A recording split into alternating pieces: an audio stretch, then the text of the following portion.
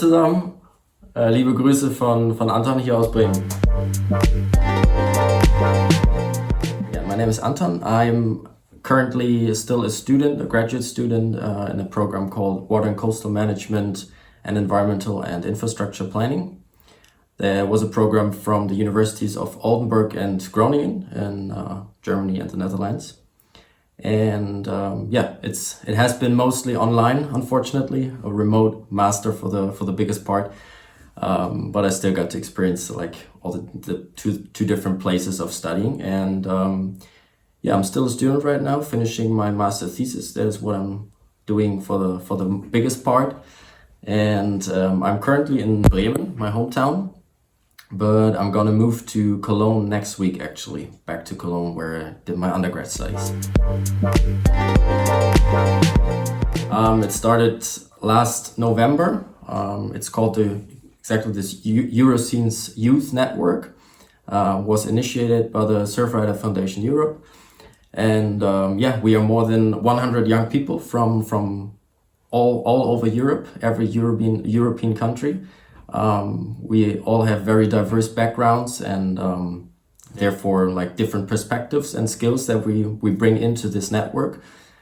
But the cool thing is that we all work towards the same objective, that is to protect the ocean, and work out recommendations, pretty concrete recommendations actually for how to approach the transformation of different maritime sectors and how we treat the ocean, and we want to advocate for it in any way possible. Yeah, it's called das Eck, so basically the corner, or Silvalkreuzung, which is just the name of one of the streets and then intersection. Yeah, a pretty famous intersection, a crossing in the part of the city where I grew up. It's very lively. It has like 4 different directions into where the streets go, and at all the corners there are different little shops for food, for drinks. It's like always people crossing the street in any direction. A lot of pretty cool people for the most part, and you still get a nice influence from the river, which is super close by. So you walk up one of the streets and you kind of stand on the city dike, with a lot of greenery next to the river and a little ferry crossing the river to a city beach. If I think about it just for a second, I'm pretty confident I found the right one. I mean, it's for sure it's pizza. Being out of the regular surroundings, it's calm. It's if it's like real nature, it's detached from. Or as far detached as possible from human influences and from noise, from pollution, if it works well. Oh, it's privilege. It's a lot of privilege. I mean, we're lucky in that sense that we were born on this continent to this time. We have a passport with which we can travel basically anywhere in the world.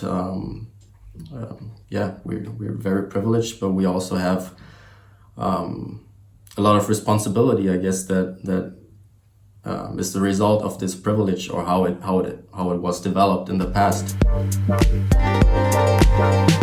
It's definitely with a focus on ocean issues, for sure. So anything related to maritime sectors, which is quite a broad topic by itself. I mean, a huge part is shipping, for sure. That is also like maybe coming back to my studies, which I wrote my bachelor thesis about. It's about like ecological impacts of cruise tourism. My focus has been always on the ecological part, more or less. Of course, when you talk about cruise tourism and a huge industry, it's always tightly linked to the other two parts. No doubt about that.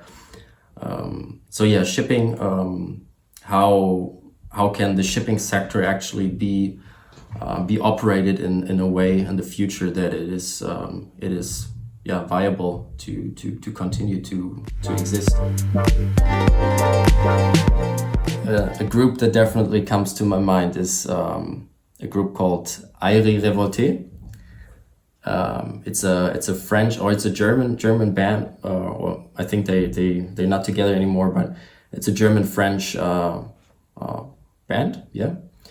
Okay. And they do pretty cool political kind of rap, but also like really fast, fun, active music, and just have really good critical lyrics. It's probably Buena Vista Social Club. The ocean, Atlantic Ocean. Flow. Challenging. Intertwining? Can that be? Very natural and fundamental perceptions and patterns that are taken for granted, or that you feel like you take for granted, that these are probably the ones that we need to start questioning the most. Because we just, I mean, it's as simple as that, and it's as complex as that we need to change the very roots of our system we live in.